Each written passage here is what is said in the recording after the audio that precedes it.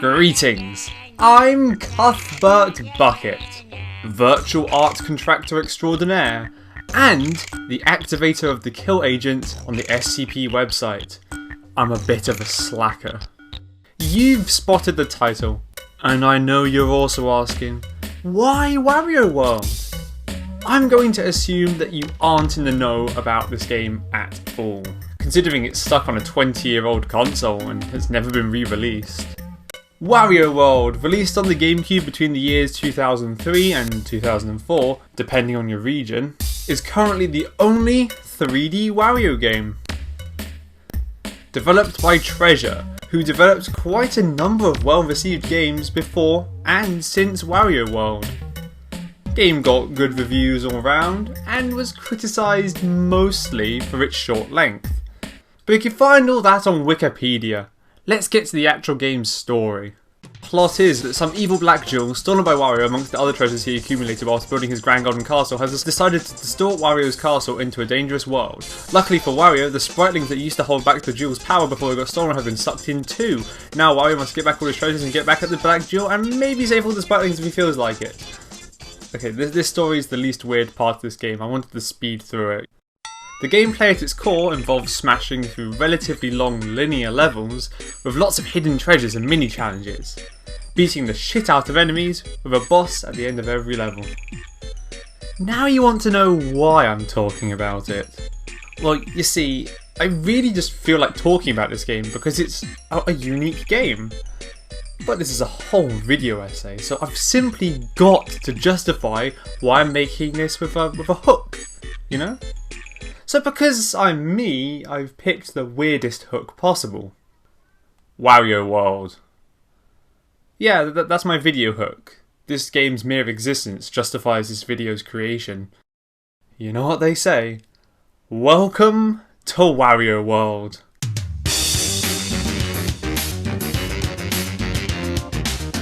Wario?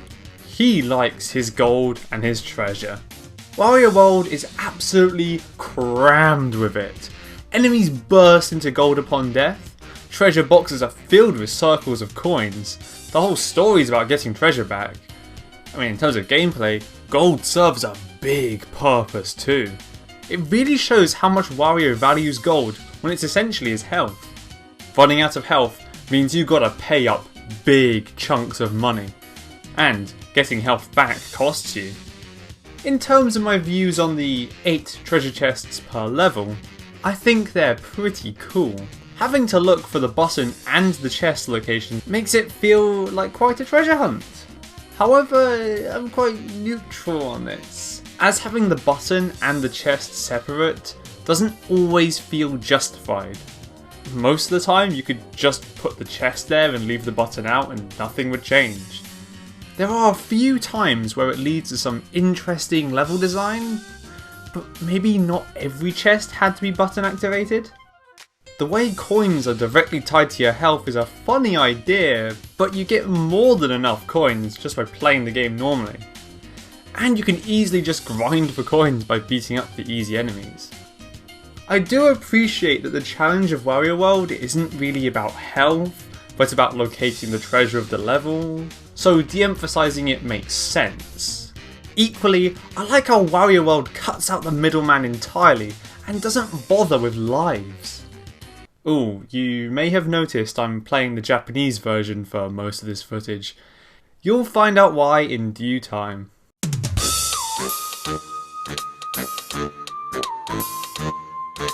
I just talked about the coins in the treasure chests, but those aren't all the collectibles. I mean, and I never mentioned what they all do for you. Those treasures you get? Getting all of them in the level gives you a WarioWare game to transfer to your Game Boy Advance. This is hilarious, but honestly a garbage reward. It's very Gamecube, at least. The crystals in each level are used to open the boss door. You don't need all of them, but the amount you need per level increases over the course of the game. This encourages you to go into the trapdoors. If you don't like or can't do one of them, you don't technically have to do it. Getting all of the crystals in a level does nothing. It just looks nice on the pause menu. Another missed opportunity. Statue pieces are the best collectible in the game. A lot of them are placed next to the crystals, but usually they're floating around as vague platforming challenges. What makes them shine is getting all of them in a level gives you an extra half a heart of health, something that genuinely comes in handy in the later levels. Finally, we've got the Spritelings. Early on they're barely hidden at all, sitting out in the open. Each one gives you a hint about stuff. They're a little clunky as early on these actually work as your tutorial, while later on they end up being hidden so they can't always contain vital information. These are technically the most important collectible, but I'll talk about that in a bit. I want to keep spoilers off the table for now.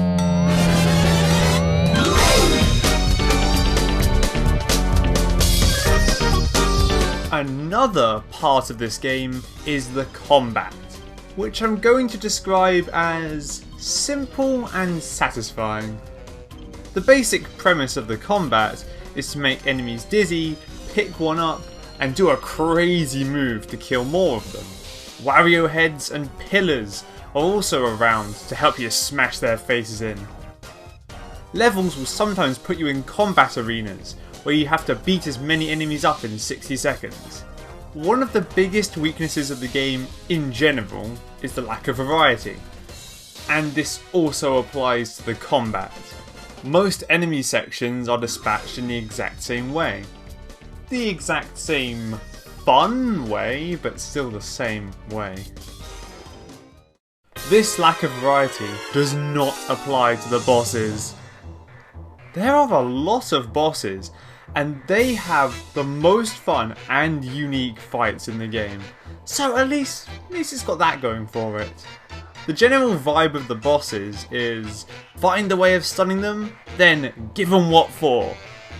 But the ways in which you stun them are unique. And not every boss works in this way.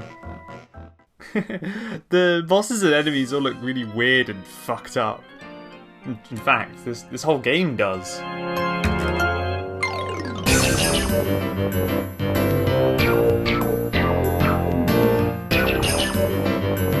I'm convinced they went out of their way to make this game be as opposite to Mario as possible. Mario Sunshine has a pleasant, bright colour scheme.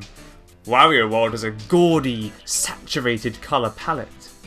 The Magons, these basic enemies, look like knockoff Yoshis. Every part of this game oozes a feeling of not being correct. You know, another aspect of this game's graphics I don't see anyone talking about is the castle elements. You know, as the world is technically just Wario's castle distorted by the black gem, elements of Wario's castle have entered the mix. The pillars and Wario heads you can use for combat are just pieces of the castle.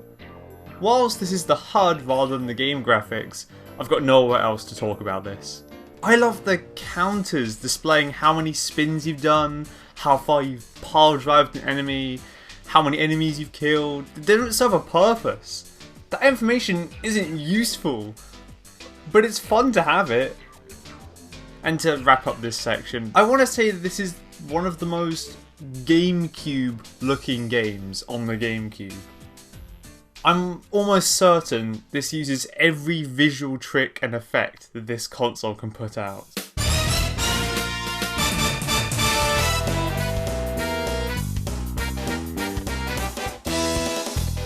A big part of the game's tone and atmosphere comes from the music and sound. As it should. Those are very important things. I've been using the game's music throughout this video so far. It's all very loud and bombastic, like Wario, and makes every moment of the game just that little bit better with its presence. Go on, take a listen.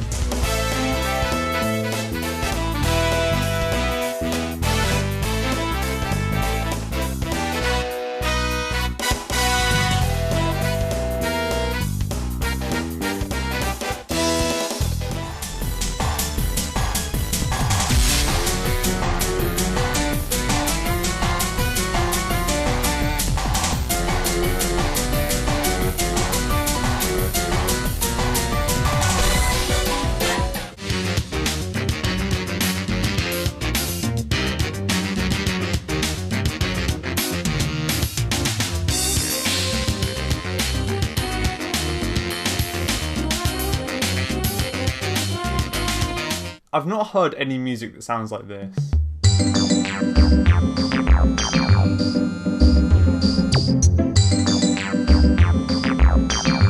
The sound effects feel to me like they'd be more controversial. They're generally really odd choices. Some of them are very helpful, like the ones that tell you when a chest is nearby. The one that tells you a statue piece is close. The annoying yelling at the spritlings to come save them already. General stuff. There are some sound effects that stand out to me though. One of which is a great detail I noticed while playing. When you're doing the spin, the game makes GameCube controller clacking noises as you rotate the stick.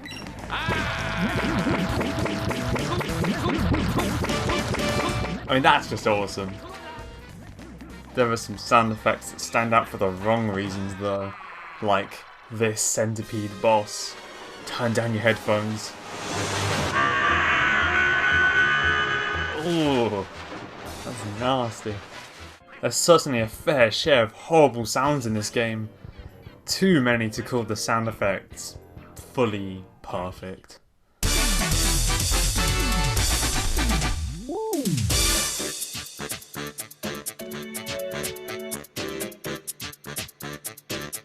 Alright, here's your cue, spoiler haters. Personally, I don't think the experience of playing Wario World is particularly altered by having spoilers.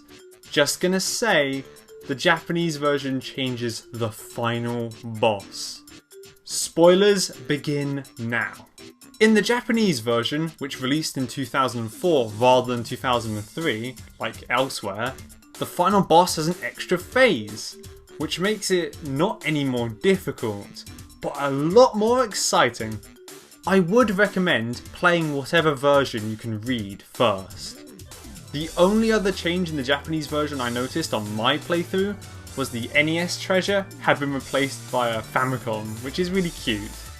I think now is a good time to mention that this game is pretty dang short. Like, it took me about 9 hours to 100% the game the first time I tried to. My 2 recording sessions for this game total up to a bit over 6 hours, and this was another 100% playthrough.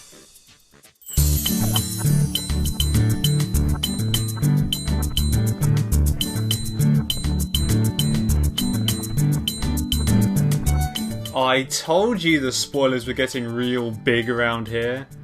Turns out those spritlings do a little more than just give advice. The more you save, the better your ending is.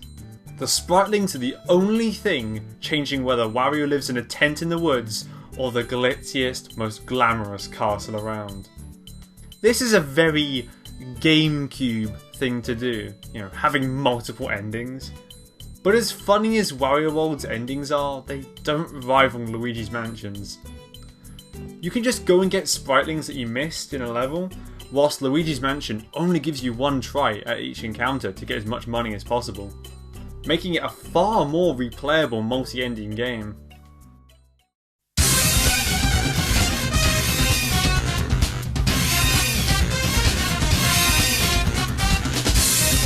But what am I doing talking about Luigi? This is Wario time, and boy does the game make sure you know Wario is here. Wario yells constantly in this game. Excellent! He's so loud, it's beautiful.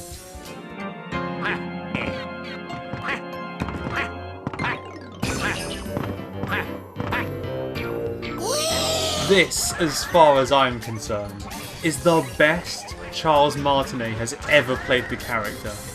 But how does it feel to do stuff as Wario? Well, this is yet another controversial point of the game. Wario controls weirdly. I really like how he controls, honestly, but if you came here looking for Mario-styled controls, you're fresh out of luck. Wario accelerates and decelerates incredibly quickly. This can be disorientating to some, but I really like it. Something you also have to get used to is Wario slipping off the edge of objects. It's very hard to explain, but it's like Wario really needs both feet on the ground to stay steady. Wario also keeps a lot of momentum from moving objects, and this is used to great effect in some of the bonus areas. And what does Wario actually do? Well, I've touched on some of what he can do throughout, but let's be more specific. Wario's got all kinds of combat moves. You know, the spin throw, done by rotating the control stick, the pile driver done by pressing R in mid-air, the charge throw by holding B. You kinda know these. There's also the shoulder bash on R, and the corkscrew conk if you jump while charging.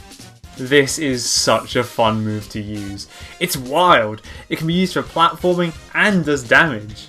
One of Wario's moves, done by pressing L, is just a quality of life feature. Wario sucks up coins and saves you time. I do think this exposes what makes the combat less interesting than it could have been.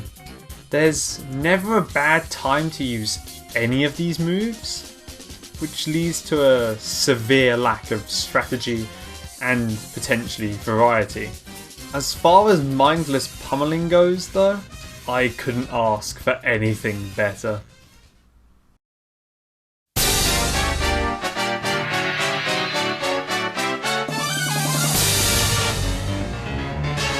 Wario is not alone. The world's got some extra tricks up its sleeve too. There are a few objects in the world that require you to spin an enemy.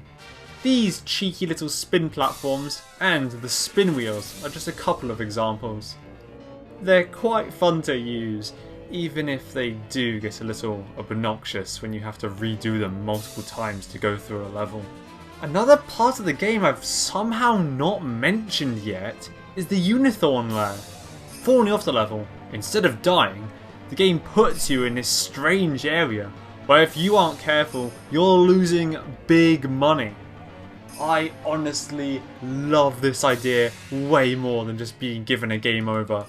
It's way more fun to play around and still feels like a big punishment because you gotta find that spring to get out ASAP. In fact, a lot of the humour of this game comes from messing with the player.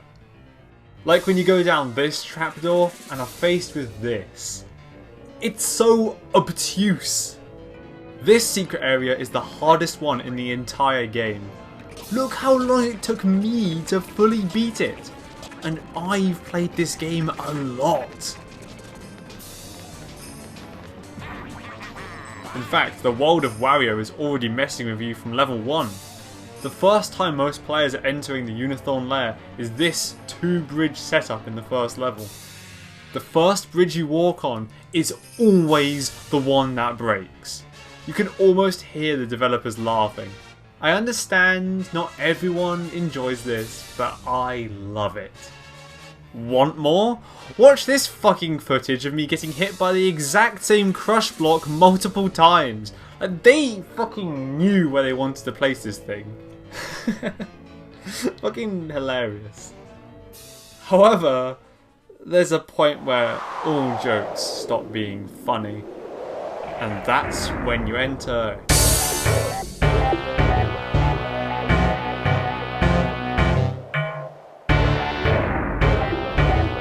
Shivering Mountains places Wario World's big problems right in the spotlight.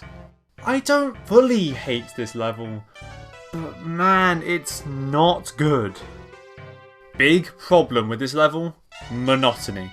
This entire level is based on a downward slope that you can't climb back up again. This means that the level is pretty much a one-way track in a game where you can easily miss stuff and have no way to get back to it.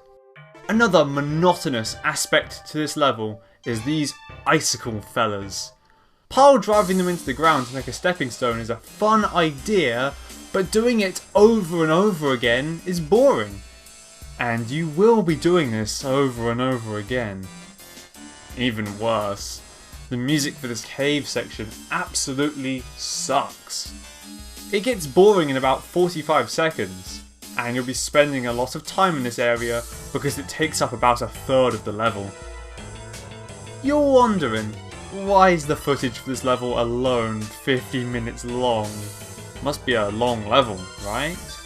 This level, size-wise, is one of the shorter ones in the entire game. But they put multiple treasures on these icy slopes. If you miss them, and you will miss them, you'll have to go around the entire level again to have another go. Because of this, every little thing that would otherwise be a small annoyance is turned into a constant aggravation. Look how many tries it took just getting these 2 statue parts. And yes, the enemies keep on spawning back in, but unlike other levels in the game, nearly every enemy in this level exists to block your way and not much else. The Fattingtons are funny looking, but if they bump you, you're almost certainly heading down to the Unithorns. And whilst I normally like the Unithorns, they don't make this boring level any less time consuming. This level isn't even particularly interesting otherwise. It's probably the weakest level in the game, even if you aren't trying to 100% it. I've already talked about how this game's biggest weakness is lack of variety, and yeah, this is the game's least varied level. Good boss though, but what level doesn't have a good boss in this game?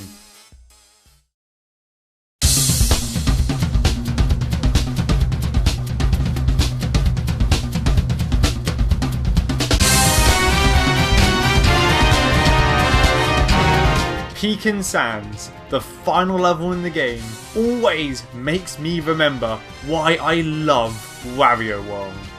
First off, banging music that contains a cheeky callback to the Greenhorn Forest music.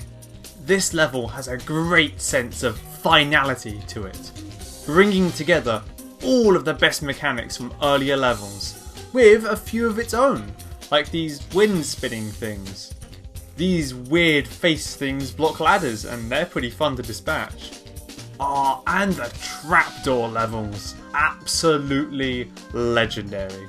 They're really tough, especially these 2. Yep, both the ones I showed you earlier are indeed part of this level. And yes, this one is required for the best ending. The developers put the final spriteling here. He even says he's the last of 40. These aren't the only brutal ones either. I've still never correctly solved this puzzle. I've done a weird cheese strategy every time. Hell, even outside of the trapdoors, there's plenty to watch out for. Oh no, not this guy again! Turn down your headphones! Scaling the pyramid is pretty tricky, but what's fantastic about it is that, unlike a few of the other levels in the game, there's no areas that suck huge time out of your life. As fun as the spinning platforms are, they do waste a lot of time. Pecan Sands decided to axe all things that get in your way every time, and only kept the one-time only obstructions. It's safe to say that Pecan Sands makes you really earn your treasures, but wastes your time the least of any level in the game. This leads to a level that took me 50 minutes to 100%, but was boring for 0 of those minutes. The whole level has you making your way up a grand pyramid. This is the level's biggest strength. Not only does it look badass, it actually helps with the treasure hunting gameplay. Need to backtrack for something you missed? Just walk off the pyramid and get it. Climbing back up is relatively quick.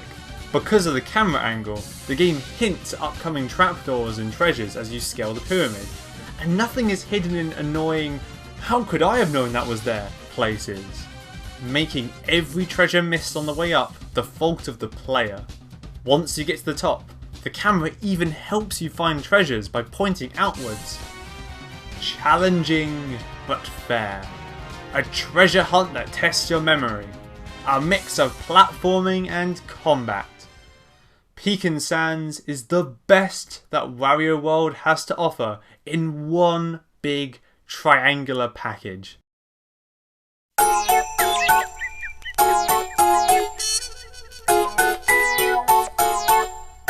Wario World is a fun but flawed game for one of Nintendo's best consoles. It's absolutely ripe for a sequel. All of the game's big issues are very easily fixable, and tightening up Wario World's core would leave you with a god tier 10 out of 10 game. They wouldn't need to do much. Oh, okay. Not that one, please. No, I don't want that Wario World. You're probably wondering, how does this game stack up to its GBA counterpart, Wario Land 4? Let me say that Wario World doesn't hold a bloody candle to Wario Land 4. To go into why would take another video, and I think we're all Wario'd out for now. This was a very fun and fast video to make, but don't expect my next high effort video to come out too soon. It's a very big topic that needs perfect planning, a solid script, and exquisite editing. And I hope to see you then.